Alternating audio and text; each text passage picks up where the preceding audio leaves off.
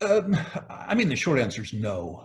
Uh, we are setting up the classic contrarian rebound in that demand got obliterated by Fukushima. And we're managing the disparity between supply and demand by obliterating supply. And when you balance supply and demand by obliterating supply in capital intensive businesses, you set up just a rip your face off rally, because when the uranium price begins to go up, the industry can't increase production rapidly to satisfy the pricing signals. It takes 5 years or 6 years. So the shutdowns by Cameco, by Kazatomprom, by others are, of course, very, very beneficial.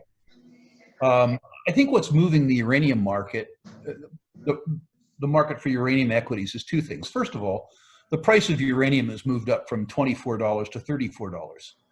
In other words, it's gone up from suicidal to merely catastrophic.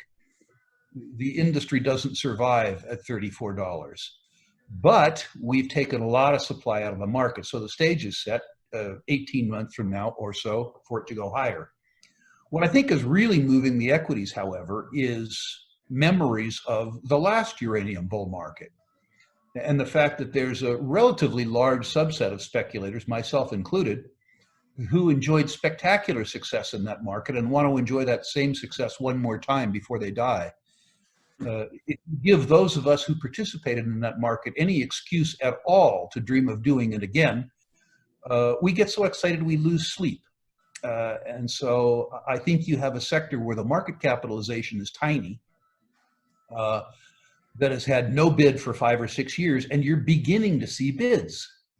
You've also seen a circumstance, Samso, over the last 5 years, where the market has been so skinny that the shares outstanding have gone from weak hands, uncommitted hands, to extraordinarily strong hands. And I suspect that many of these shares are owned by people who have no intention of selling them, even at 3 or 4 times today's price. So that the indicated floats are very different than the actual floats. I mean, an example, you look at Wilton, which is controlled by Li Ka-sheng. The guy doesn't have to look at the right side of the menu where the prices are for anything. He's a committed long-term buyer. And if he believes that something's going to happen with the uranium price, which he obviously does, given his investments, the idea that a stock went from $1 to $1.50 is of no earthly interest to him.